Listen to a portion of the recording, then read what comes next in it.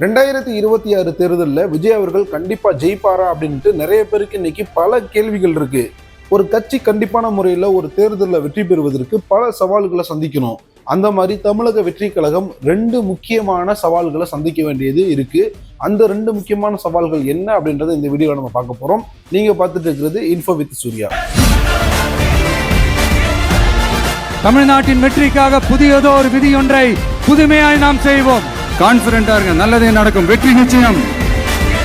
அந்த ரெண்டு சவால்கள் என்ன அப்படின்னா, ஒன்னு கட்சியினுடைய அமைப்பு, இரண்டாவது கூட்டணி. இந்த கட்சியினுடைய அமைப்பை பத்தி நம்ம முதல்ல பார்ப்போம். இங்க தமிழகத்தை பொறுத்த வரைக்கும் பாத்தீங்கன்னா ரெண்டு முக்கியமான கட்சிகள் இருக்கு. ஒன்னு அதிமுக, இன்னொன்னு திமுக. இந்த திமுகவும் அதிமுகவும் தங்களுக்கு கீழே இருக்கக்கூடிய அந்த பூத் ஏஜென்ட்ஸை ரொம்பவுமே ஸ்ட்ராங்கா வச்சிருக்காங்க. அதிக எண்ணிக்கையிலான பூத் லெவல் மெம்பர்ஸ் வச்சிருக்காங்க. ஆனா தமிழக வெற்றி கழகம் பாத்தீங்கன்னா இப்ப இந்த 2025 கணக்குப்படி கிட்டத்தட்ட 70,000 பூத் மெம்பர்ஸ் அவங்க ரெடி பண்ணியிருக்காங்க பூத் லெவல்ல. இது இந்த 50 வருஷம் ஆல்ரெடி இருந்த திமுக அதிமுக கூட கம்பேர் பண்ணும்போது ரொம்ப ரொம்ப கம்மியான அளவு. ஸோ இதை தமிழக வெற்றி கழகம் முடிஞ்ச அளவு எவ்வளவு சீக்கிரமா இதை ஃபிக்ஸ் பண்ண முடியுமோ அதை ஃபிக்ஸ் பண்ணி ஆகணும். அது மட்டும் இல்லாம திமுக அதிமுக இந்த மாதிரியான கட்சிகள் இருக்கக்கூடிய உறுப்பினர்கள், அதாவது அந்த கட்சியில் இருக்கக்கூடிய நிர்வாகிகள்லாம் பாத்தீங்கன்னா ரொம்பவும் அனுபவம் மிக்க ஒரு அரசியல்வாதிகளா இருக்காங்க. ஸோ அவங்களுக்கு எந்த மாதிரியான காய நகர்த்தினா எப்படி ஓட்டு வாங்க முடியும், யாருக்கிட்ட எப்படி பேசணும் எல்லாமே தெரிஞ்சிருக்கும். ஸோ தமிழக வெற்றி கழகத்துக்கு இது ஒரு முதல் முறையில இந்த மாதிரி தேர்தல் அரசியலை சந்திக்கிறதுனால இங்க இருக்கக்கூடிய நிர்வாகிகள் அந்த அனுபவம் இல்லாம தான் இருக்காங்க. ஸோ இவர்களும் தங்களை பக்குவப்படுத்திக்கிட்டு இவங்களுக்கு டஃப் கொடுக்குற லெவலுக்கு நம்மளை தயார்படுத்திக்கிட்டோம்னா இந்த மாதிரியான இந்த கட்சி அமைப்பு ரீதியான ப்ராப்ளம் நம்ம ஃபிக்ஸ் பண்ணிக்கலாம். இதுதான் ரொம்பவும் முக்கியமான ஒரு பிரச்சனை. ரெண்டாவது பிரச்சனையை பத்தி நம்ம இப்ப பார்ப்போம். ரெண்டாவது பிரச்சனை ரொம்பவும் முக்கியமான ஒரு பிரச்சனை, கூட்டணி அப்படின்ற ஒரு கான்செப்ட். தமிழகத்தை பொறுத்த வரைக்கும் கடந்த 2021 எலெக்ஷன் எடுத்து பார்த்தீங்கன்னா திமுக உடைய கூட்டணியில கிட்டத்தட்ட அவங்க 150க்கும் மேல சீட்டுகள் ஜெயிச்சிருந்தாங்க. அதே மாதிரி அதிமுக கூட்டணி பார்த்தீங்கன்னா கிட்டத்தட்ட 75 சீட்டுகள் நினைக்கிறேன். 75 சீட்டுகள் அவங்க 77 தொகுதிகள் அவங்க வெற்றி பெற்றிருந்தாங்க.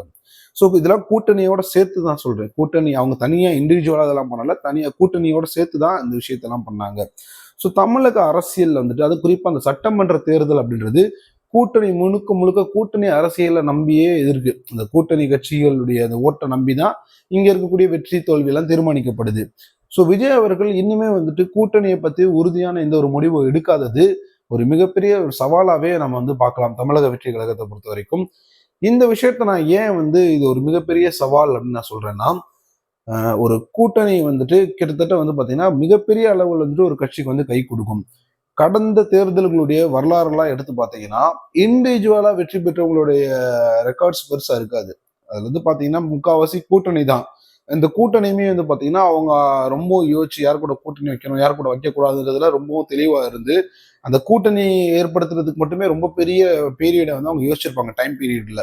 ஸோ விஜய் அவர்களுக்கு இன்னும் கொஞ்சம் தான் டைம் இருக்கு. ஸோ அதுக்குள்ள அவர் அந்த விஷயத்தெல்லாம் ரெட்டிஃபை பண்ணிட்டு அந்த கூட்டணிக்கான ஒரு ஒரு சாலிடான ஒரு முடிவை அவர் வெளியிட்டதா இந்த பிரச்சனையை ஃபிக்ஸ் பண்ண முடியும்.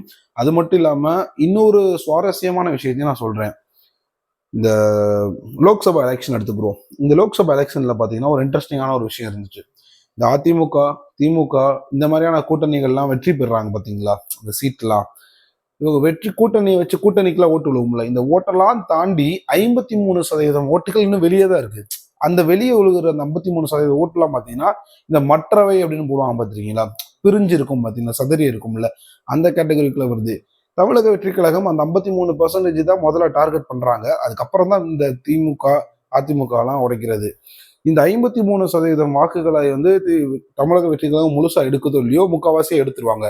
சேம் டைம் ஆல்ரெடி விஜய் அவர்கள் போட்டி திமுகவுக்கும் தாவேக்காவுக்கும் தான் அப்படின்றத தெளிவா சொல்லிட்டாரு. ஸோ தாவேக்கா திமுகவை எதிர்த்து அரசியல் பண்ணுது அப்படின்றப்ப அந்த ஆன்டி டிஎம்கே ஓட்டுகளையுமே நம்ம பக்கம் கொண்டு வர்றதுக்கு எல்லா வேலையுமே விஜய் அவர்கள் பண்ண ஆரம்பிக்கணும். இன்னும் பெரிய லெவல்ல நம்ம அதுக்கான முன்னெடுப்புகள் எடுக்காத மாதிரி தான் எனக்கு தோணுது.